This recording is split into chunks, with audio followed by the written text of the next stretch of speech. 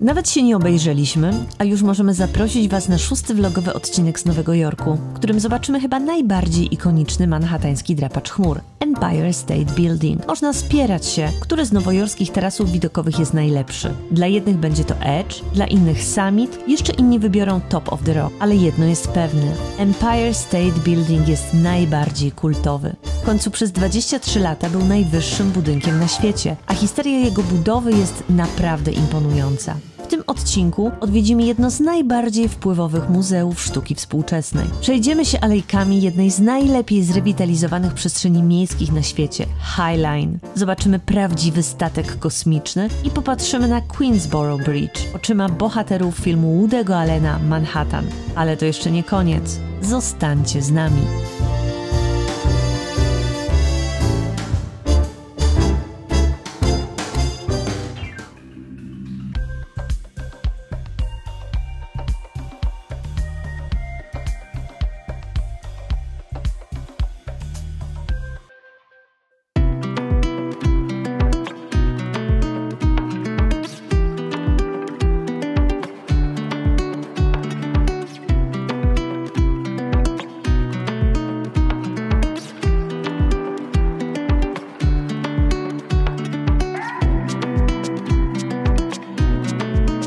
Kolejny dzień dość intensywnego zwiedzania i zmęczenie, nie ukrywam, daje nam się trochę we znaki, więc postanowiliśmy sobie też troszeczkę odpocząć na wyspie Roosevelta. Jak sama nazwa wskazuje, wyspa jest po prostu wyspą.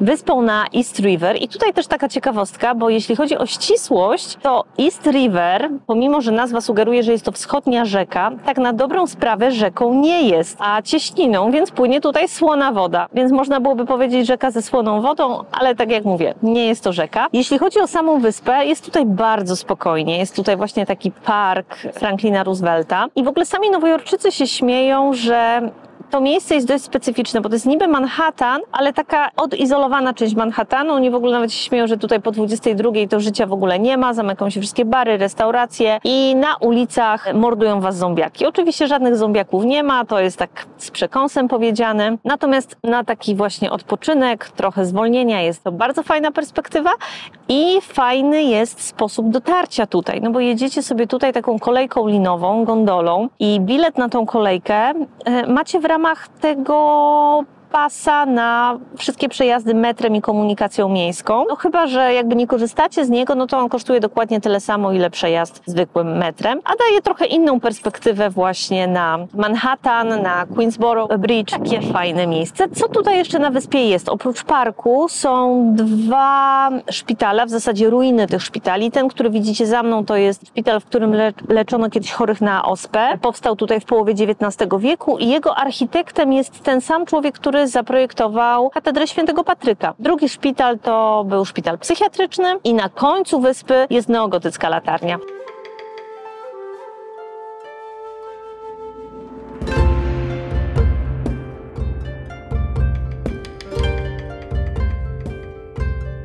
Jeśli lubicie w ogóle azjatycką kuchnię, japońską kuchnię, to bardzo polecamy Wam na Manhattanie w ogóle sklepy, takie delikatesy japońskie, bo tam możecie na świeżo robione kupić takie sushi na wynos, albo takie kanapeczki, onigiri i to naprawdę super tanio wychodzi. Tutaj na przykład dodatkowo robią też ramen i one są centralnie na Manhattanie, wystarczy wejść. To w ogóle nie wygląda jak knajpa, no bo to nie jest knajpa, zabieracie sobie to na wynos. Ale przy takich cenach jedzenia w Nowym Jorku, jak chcecie zjeść tanio, a dobrze, no to jest w ogóle fajny sposób. Zabieracie pyk na jakiejś ławeczce albo w parku sobie to możecie opędzlować i tanio, pożywnie, dobrze, smacznie. A sushi na przykład w Polsce nie należy do tanich, a takie opakowania sushi możecie znaleźć za $7 do 14-15, oczywiście w zależności od tego, co jest w środku. Kanapeczka 2,69, więc spoko. Pomimo że nowojorczycy ciągle piją kawę, to wbrew pozorom wcale nie jest tak łatwo dostać naprawdę dobrą kawę. Ale my właśnie tutaj odkryliśmy takie miejsce petarda. 787 Coffee to miejsce, w którym możecie znaleźć kawę z ziarnami z Porto Rico, na świeżo wszystko palone, przepyszne. Oczywiście jest na wynos, można też usiąść w środku, jest naprawdę bardzo malutko miejsca. Niedaleko Queensboro Bridge na 50. 8 Alei. Polecamy, bo zajebiście, naprawdę pyszne. Mamy kolejną miejscową, kultową miejscówkę. Ławeczka i widok na Kingsborough Bridge. Miejsce, które jest bardzo dobrze znane z filmu Woody'ego Allena pod tytułem Manhattan. Isn't it beautiful out? Yeah, it's really so pretty when the light starts to come up. I know. I love it.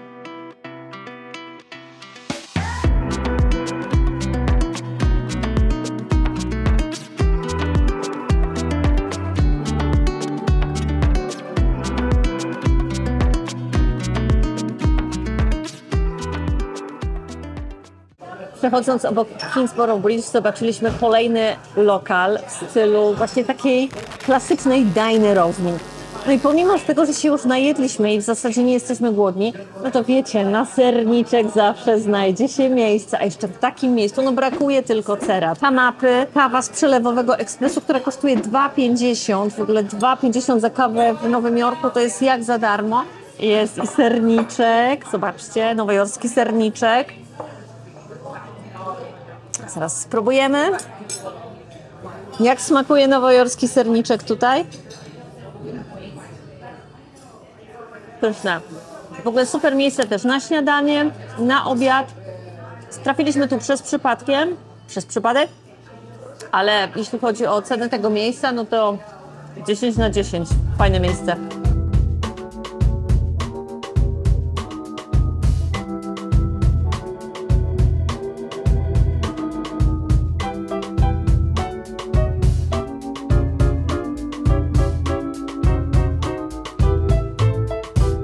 Muzeum Sztuki Współczesnej w Nowym Jorku to miejsce, w którym po prostu trzeba być. Pomimo tego, że Stany Zjednoczone są dość młodym narodem, no to udało im się zgromadzić kolekcję sztuki, jedne z najlepszych na całym świecie. Zresztą Nowy Jork swego czasu wypowiedział wojnę, jeśli chodzi o sztukę Paryżowi, jeśli chodzi o modę Mediolanowi i całkiem nieźle im to idzie.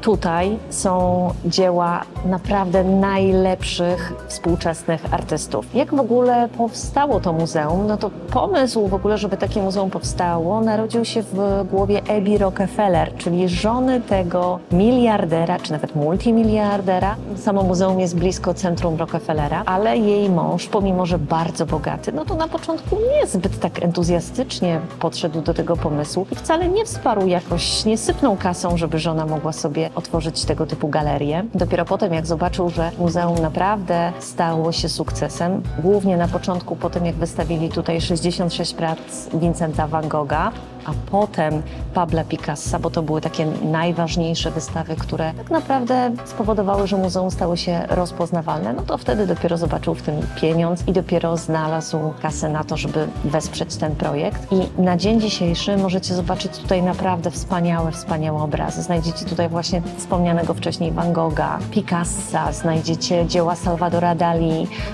Gauguin, czy na przykład Andy'ego Warhola, który nie wiem, czy wiecie, ale z pochodzenia był Łemkiem.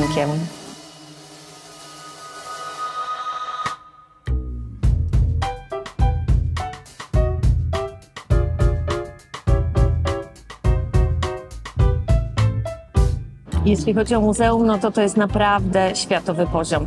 Jeśli miałabym Wam dać taką radę, jak zwiedzać to muzeum, no to polecałabym zacząć od góry, bo tam zobaczycie te największe dzieła. Właśnie tam zobaczycie impresjonistów, tam zobaczycie Picasso, Monet, Van Gogha i tak dalej. Na 4. piętrze już będzie Andy Warhol, więc to są takie klasyki, które po prostu trzeba zobaczyć, tak?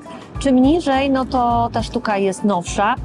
Ja osobiście może trochę jestem taką ignorantką, ale powiem Wam szczerze, ja trochę tej takiej najnowszej sztuki nie rozumiem, już nie wspominając o Michale, bo ten to w ogóle chami prostak. Więc można po prostu przebiec to i nawet się nie zatrzymać, bo można po prostu tego nie zrozumieć, ale jeśli ktoś się interesuje sztuką, to na pewno to doceni, dlatego, bo to jest, tak jak wcześniej powiedziałam, światowy poziom. Na 2. piętrze są rewelacyjne fotografie, które przedstawiają w ogóle życie Nowego Jorku i to są super wystawy, więc tutaj też sobie warto przynajmniej moim zdaniem poświęcić trochę więcej czasu. A na sam koniec tego wszystkiego polecam Wam wjechać na górę, na 6. piętro i tutaj nie każda winda wjeżdża na 6. piętro, więc musicie się zorientować, która wjeżdża. I jest kawiarnia i tutaj jest obłędny sernik z orzechami, cappuccino i ceny są bardzo spoko jak na Nowy Jork, bo cappuccino kosztuje $5, a w tych budkach na mieście taka na wynos 6-7, więc super. Ceny, sernik 13. Słuchajcie, serniczek tutaj to jest mistrzostwo świata. Był na takim piernikowym spodzie. Naprawdę pyszka. Pyszka. W porównaniu do tego, który jadłam w bistro, no to ten w bistro był dobry, ale strasznie słodki. No to w ogóle tamten nie ma podskoku do tego, który był tutaj. Idealny piernikowy spód, naprawdę bajka. A Michał miał panna cottę, która też była rewelacyjna, czekoladowa, więc jeśli chodzi o takie słodycze, no to zdecydowanie tutaj warto sobie coś zamówić do kawki, bo przepyszne.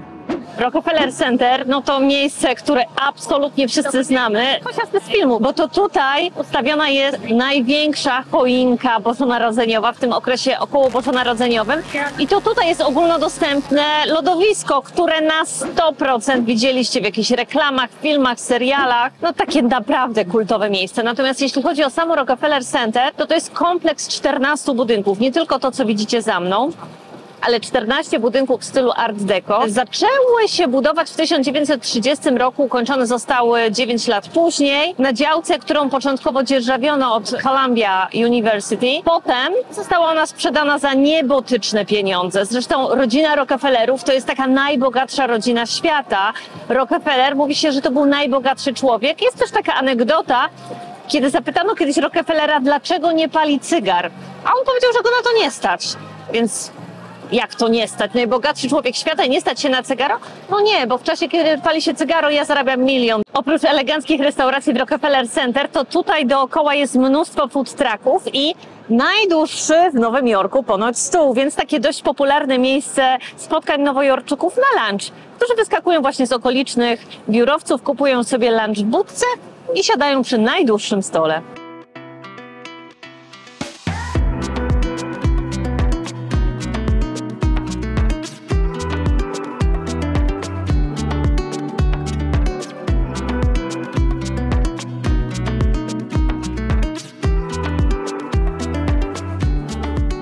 Kolejny punkt do odhaczenia w Nowym Jorku, czyli Muzeum Intrepid. Jest to muzeum powietrza, czyli lotnictwa, morza, czyli statków oraz kosmosu, czyli statków kosmicznych, które można tutaj zwiedzić. Do tego jeszcze jest brytyjski Concorde do obejrzenia. Muzeum znajduje się przy nabrzeżu numer 86 przy rzece Hudson. I co możemy tutaj zobaczyć? Przede wszystkim głównym punktem programu jest USS Intrepid, czyli lotniskowiec, który w 1974 roku został wycofany ze służby i miał być pocięty na żyletki. W 1978 niejaki pan Stern, dziennikarz, i Zachary Fisher, filantrop nowojorski, założyli fundację, która miała na celu uratowanie tego okrętu właśnie przed zostaniem wieloma milionami żyletek. No i dopięli celu. W 1982 roku uzyskali pozwolenie na wykorzystanie tego lotniskowca i zrobienie muzeum. Poza tym lotniskowcem można zobaczyć łódź podwodną Growler, która jest tutaj za nami, widać kiosk. No i to był okręt nuklearny, który służył na Pacyfiku i zagrażał w czasie zimnej wojny Związkowi Radzieckiemu. Służył od 1958 do 1964 roku, kiedy już został zastąpiony nowocześniejszymi statkami. Ten taki samolocik to właśnie potężna głowica nuklearna, która miała zasięg 500 mil, a miała taką siłę uderzeniową, że mogłaby znieść z powierzchni ziemi takie miasto jak Nowy Jork. No więc tak dosyć grubo. Na szczęście nie zostało to nigdy wykorzystane i miejmy nadzieję, że nigdy broń atomowa już nie zostanie użyta. No co, my już przeszliśmy przez tą łódź. Bardzo klaustrofobiczne przeżycie. Nie wyobrażam sobie spędzić 72 dni na morzu pod wodą w takiej kpitce. Masakra, po prostu masakra. 90 do 100 osób się tam mieściło i... No, straszna służba, więc idziemy jeszcze zobaczyć lotniskowiec. Tam są fajne myśliwce, między innymi MiG-21, który służył w Polsce i w 1992 roku Amerykanie go odkupili od Polaków i gdzieś tam na górnym pokładzie lotniskowca jest, więc zaraz idziemy go zobaczyć. Za duzi to nie mogli być, no. Na lotniskowcu w hangarze pierwszym, pierwsze co rzuca się w oczy, No, to model lotniskowca z klocków Lego. W skali 1 do 40 składa się z około 250 tysięcy elementów. Wow, i wygląda naprawdę super. Tylko ciekaw jestem, co na to Lego, bo Lego jest przeciwne jakimkolwiek militariom z ich klocków. Nie tak jak na przykład Kobi, że można kupować czołgi, Lego czegoś takiego nie robi. Ale chyba mieli pozwolenia od właścicieli marki Lego. Kochani, bilet do tego muzeum kosztuje $36 i uważam, że jest wart swojej ceny. Raz, można wejść na lotniskowiec, no to nie jest taka oczywista oczywistość. Wejść przez te hangary, na mostek, przez centrum sterowania, zobaczyć jak to wyglądało. Tu są wszędzie historie przedstawione, można się położyć w koi, dopasować się do kabiny samolotu. Wystawione masa samolotów, łącznie z tym MiG-iem, o którym wspominałem. To jest ten właśnie polski MiG, który Amerykanie kupili. No przez F-14, F-16, no czyli takie klasyki filmów wojennych, bo ten lotniskowiec zaczął służyć w trakcie II wojny światowej na Pacyfiku, w walkach z Japonią. Nawet dostał 2 razy od kamikadze. Później uczestniczył w wydarzeniach wojennych w Korei w czasie wojny w latach 50. i w czasach wojny w Wietnamie. Także no, bogatą historię ma ten lotniskowiec i uczestniczył w wielu wydarzeniach. No naprawdę, warto jeszcze można zobaczyć tą łódź podwodną, która jest jedynym okrętem, który służył z pociskami nuklearnymi, jest udostępniony do zwiedzania. No i jeszcze prom kosmiczny, który można obejrzeć, Enterprise, jest przeogromny. Nie spodziewałem się, że ten prom kosmiczny jest tak wielki. Myślałem, że to wygląda, to jest trochę bardziej wielkości myśliwca, a to jest taki jumbo jet niemalże. No fajnie, naprawdę polecam. Wpadajcie oglądać Intrepid Museum.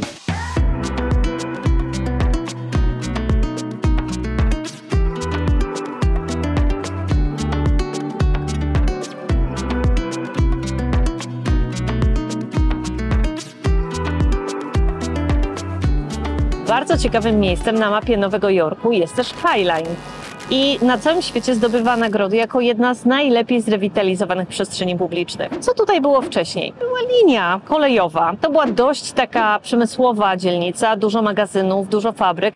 No i te pociągi miały zaopatrywać tutaj okoliczne fabryki. Jak możecie kojarzyć takie obrazki, gdzie przed pociągiem jechał mężczyzna na koniu z czerwoną flagą, gdzie ostrzegał przed jeżdżącym pociągiem, no to takie rzeczy właśnie działy się też tutaj. Niestety niespecjalnie to pomagało. Wypadków śmiertelnych było bardzo, bardzo dużo, dlatego z czasem to miejsce dostało taką niechlubną nazwę jak Aleja Śmierci. Z czasem nawet władze zdecydowały się na podniesienie tej linii kolejowej i umieszczenie jej 9 metrów nad ziemią. Ale i tak z czasem te tereny zaczęły tracić na znaczeniu, przestały być takie ważne. I generalnie dzielnica zaczęła podupadać, stała się taką dość zakapiorską dzielnicą, dość niebezpieczną, nawet taksówkarze bali się tutaj jeździć. No i co było dalej? Generalnie chcieli to wszystko wyburzyć, ale znalazł się aktywista, miłośnik tego miejsca, który generalnie przekonał mieszkańców, że trzeba te tereny zrewitalizować i na ten moment naprawdę nowojorczycy uwielbiają to miejsce i nie tylko nowojorczycy, ale też turyści. Jest tutaj pierdyliard ludzi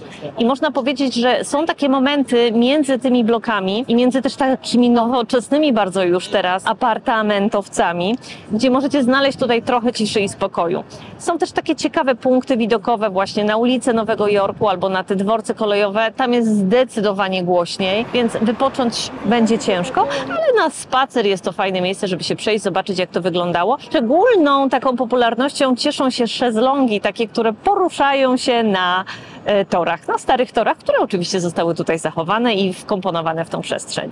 Po Intrepid Museum ruszyliśmy na południe w kierunku dzielnicy Chelsea wzdłuż rzeki Hudson i wybraliśmy się jeszcze drogę High Line'em, o którym Kasia przed chwilą pięknie opowiedziała. Chelsea Market właśnie w tej dzielnicy to jest takie fancy troszkę miejsce. Mianowicie w starych magazynach urządzono całą masę restauracji z całego świata. Można zjeść tutaj ostrygi, można zjeść sushi, można zjeść spaghetti, burgery, nie burgery. Są sklepy, sklepiki, kawiarnie, lodziarnie, kuchnia azjatycka i tak dalej. A my tak trochę się pokręciliśmy i wybraliśmy sobie taką knajpę, która jest śmiesznym połączeniem meksykańsko-japońskim.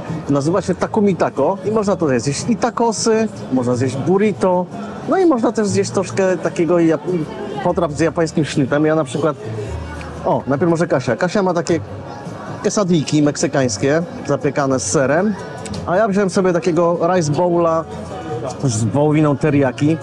No, pachnie, wygląda po prostu super, bo ta wołowinka, patrzcie, jak ona się rozpada po prostu.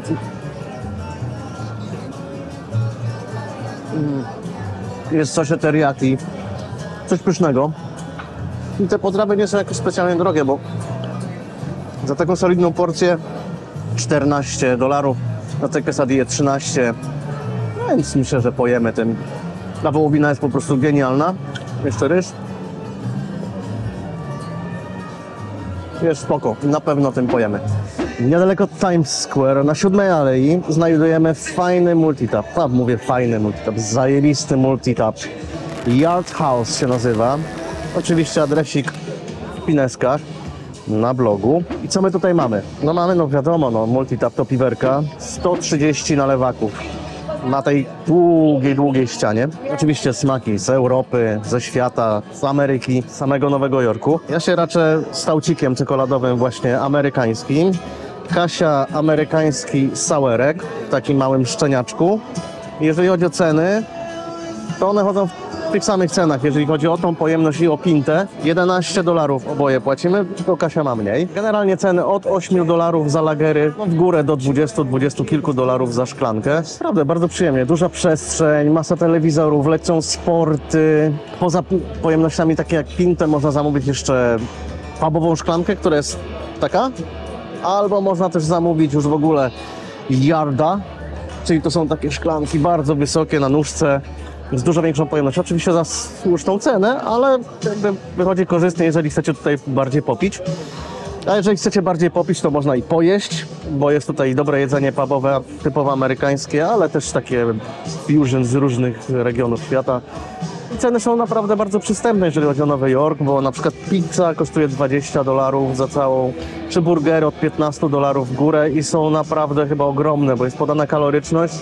Najmniejszy burger zaczyna się od 1100 kalorii plus frytki 360 kalorii, więc o kurde, naprawdę można tym pojeść. 7 Aleja, okolice Broadway i wpadamy na kolejnego slice'a pizzy, tak po prostu. Mieliśmy podejść do Joe's Pizza, ale kolejka jest tak zajebiście długa, że nie zdążymy do Empire State, więc bierzemy taką, która świeci z daleka napisem 99 centów za jeden kawałek i faktycznie można tak wyhaczyć, jeden kawałek za 99 centów. My mamy, że tak powiem, po $2, bo sobie wybraliśmy nie taką pizzę, że jest tylko ciasto i ser, bo to kosztuje 99 centów, a jak w promce jeszcze weźmiecie, to możecie mieć 2 slice'y i puszkę napoju za $3,99. Dobra, próbujemy to. Już chyba 5. czy 6. podejście do pizzy w Nowym Jorku.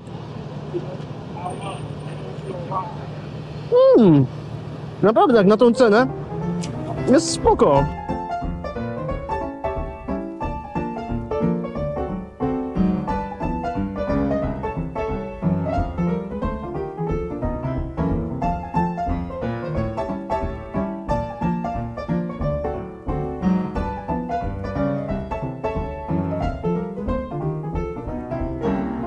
Empire State Building, no to jest absolutnie kultowa budowla.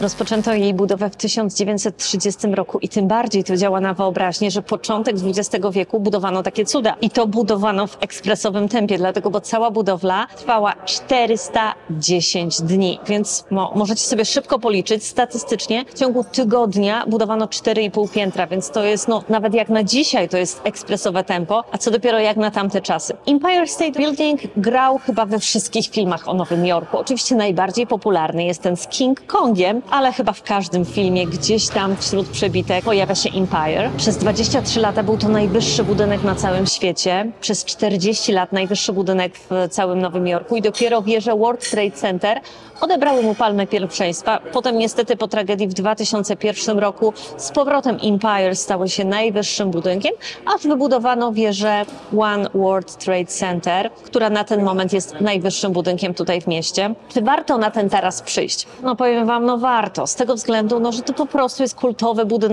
budynek w stylu Art Deco. Myślę, że super zorganizowany jest dół tego budynku, dlatego, bo są tam zdjęcia z budowy, coś w rodzaju muzeum i to naprawdę robi wrażenie. Jeśli chodzi o sam taras widokowy, są dwa. Jeden na 86, drugi na 102 piętrze. Widok niespecjalnie się różni, więc moim zdaniem nie warto dopłacać tam te $35–40 za widok ze 102 piętra, bo ten 80 z 86 jest podobny. Natomiast porównując to na przykład do Summita, na którym byliśmy, no to widok z Summita jest jednak lepszy. No ale Empire jest po prostu kultowe, więc musicie wybrać. Jeśli macie czas, macie fundusze, to moim zdaniem zdecydowanie warto tu przyjść. No ale Empire ma jedną wadę. z każdego tarasu widokowego w Nowym Jorku widać Empire, a z Empire nie widać Empire.